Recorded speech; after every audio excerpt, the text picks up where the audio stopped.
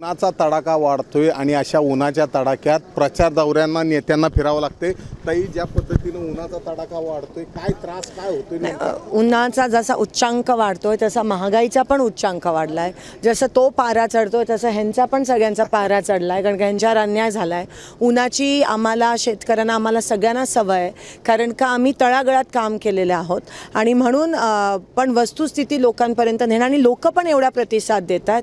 तर अडचणी काय येतात प्रचार करताना? नाही, काहीच नाही, मला नाही वाटत काय अडचणी. काय अडचणी येत नाही. अजिबात. पण या पद्धतीनं ज्या पद्धतीनं पाण्याची टंचाई जाणवती, ऊनही वाढत चालली, 100% पाण्याची टंचाई खूप जाणवते. पाण्याचं नियोजन उजनीचं झालं नाही आहे, टँकर्स पाठवले जात नाही आहेत त्या ठिकाणी. तरी मी वारंवार कलेक्टरांच्या संपर्कात आहे. काल 4 तासाची 2 तासाची लाईट 6 तास झाली. जेवढं प्रशासन करू शकतं ते करते, पण त्यांच्यावर पण मोठा दबाव आहे. पण ह्या नियोजन होणं गरजेचं आहे. टँकर आणि कायमस्वरूपी ह्याच्यातून तोडगा काढणं गरजेचं आहे. त्यासाठी महाविकास आघाडीच्या उमेदवारांना पूर्ण महाराष्ट्रात निवडून यायला पाहिजे. महाविकास आघाडी तुम्हाला पूर्ण त्या ठिकाणी दिसते आहे. शिवसेना उद्धव बाळासाहेब ठाकरे गट असेल, शरद पवार साहेबांची राष्ट्रवादी असेल, काँग्रेस असेल.